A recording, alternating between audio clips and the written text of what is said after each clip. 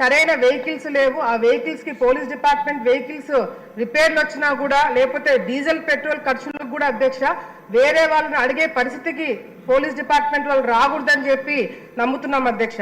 అంతేకాకుండా అధ్యక్ష పోలీస్ స్టేషన్లు గతంలో ఎప్పుడో బ్రిటిష్ కాలంలో కట్టిన బిల్డింగ్లలో ఇంకా కొంతమంది అక్కడ ఉద్యోగాలు చేసే పరిస్థితి కనిపిస్తుంది అధ్యక్ష. నా కాన్స్టిట్యున్సీలోనే చాగల్మరి అనే మండలం హెడ్ క్వార్టర్స్ లో పోలీస్ స్టేషన్ ఏ విధంగా ఉందంటే అధ్యక్ష, ఎస్ఏలు లోపల కూర్చొని పనిచేయాలంటే ఎక్కడ పైనుంచి ఊడి తల మీద పడతాయనే ఒక భయంతో అక్కడ ఉద్యోగాలు చేసుకున్న పరిస్థితి ఇంకా కూడా కనిపిస్తుంది అధ్యక్ష. అంతేకాకుండా అధ్యక్ష ఎందుకు బడ్జెట్ పెంచాలని చెప్పి మరి మేము నా ఆలోచన అధ్యక్ష, ఈ సరిపోదు బడ్జెట్ ఇంకా కూడా పెంచాలి అధ్యక్ష. ఎందుకంటే ఇప్పుడు మనం అందరం కూడా చూస్తున్నాం అధ్యక్ష, గత 5 సంవత్సరాల్లో మరి జరిగిన దాడులు, మహిళలపైన అత్యాచారాలు కావచ్చు, హత్యలు కావచ్చు, ఇవన్నీ కూడా జరుగుతున్నాయి అధ్యక్ష. మరి దానికి న్యాయం జరగాలంటే మన రాష్ట్ర విభజన జరిగిన తర్వాత మన రాష్ట్రంలో సరైన ఫారెన్సిక్ ల్యాబ్స్ లేవు అధ్యక్ష.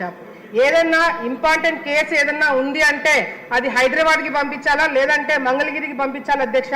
మంగళగిరిలో కూడా సరైన ఎక్విప్మెంట్స్ లేవని చెప్పి కొంతమంది ఆఫీసర్లు నాకు చెప్పడం జరిగింది అధ్యక్ష. అది హైదరాబాద్కి పంపించి కొన్ని రోజుల్లో రావాల్సిన రిపోర్టు కొన్ని వారాలు నెలలు తీసుకుంటున్నారు అధ్యక్ష. ఆ డిఎన్ఏ టెస్టులు కానీ లేకపోతే ఇంపార్టెంట్ క్రైమ్స్ లో మొబైల్ ఎగ్జామినేషన్ చేయడానికి కూడా అధ్యక్ష అటువంటి ల్యాబ్స్ మన రాష్ట్రంలో తప్పకుండా పెట్టాలని చెప్పి కూడా మరి నేను కోరుకుంటున్నాను అధ్యక్ష. అంతేకాకుండా అధ్యక్ష ఇప్పుడు మనం టీవీలలో యాడ్స్ చూస్తున్నాం.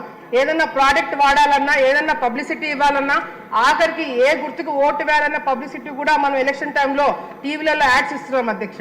కానీ హోంశాఖ వాళ్ళు ఇది కొంచెం దృష్టిలో పెట్టుకొని ఏదైతే అవేర్నెస్ ప్రోగ్రామ్స్ మహిళలపైన జరిగే దాడులు కావచ్చు, పిల్లల మీద జరిగే దాడులు కావచ్చు, ఇది కూడా ఒక డాక్యుమెంటరీ కానీ ఒక యాడ్స్ రూపంలో టీవీలలో ప్రొజెక్ట్ చేస్తే బాగుంటుందని చెప్పి మా ఆలోచన అధ్యక్ష.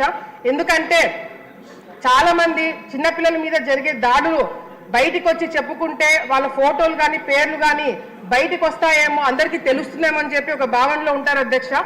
మనం యాడ్స్ రూపంలో ఏదైతే చిన్నారిపైన ఏదైనా దాడులు జరిగితే వాళ్ళ ఫోటోలు కానీ వాళ్ళ పేర్లు కానీ బయటికి ఇవ్వకూడదనే ఒక అవగాహన కూడా ఇవ్వడానికి అవకాశం ఉంటుంది. కాబట్టి హోంశాఖ ద్వారా ఈ యాడ్సే కాకుండా డాక్యుమెంటరీ వీడియోస్ కానీ లేకపోతే మరి షార్ట్ ఫిలిమ్స్ కానీ ఇటువంటి అవేర్నెస్ ప్రోగ్రామ్స్ యూత్ ముఖ్యంగా యువతలో తీసుకురావడానికి కొన్ని ప్రోగ్రామ్స్ చేయాలని చెప్పి కూడా తెలియజేసుకుంటాం అధ్యక్ష.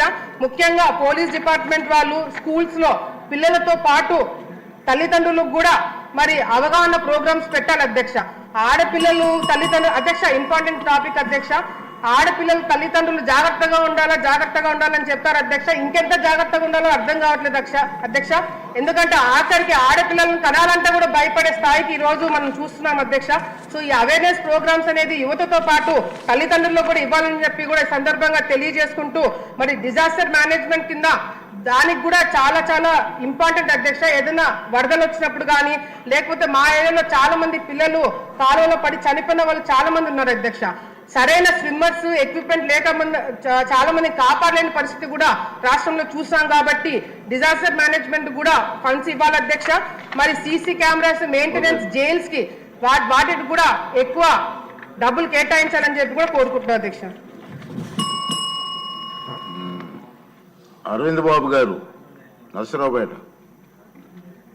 అధ్యక్ష ధన్యవాదాలు. ఎండోమెంట్ బిల్ మీద మాట్లాడుతున్నా అధ్యక్ష. ఎండోమెంట్ బిల్లు దాదాపు 234 కోట్లు శాంక్షన్ చేయడం జరిగింది అధ్యక్ష.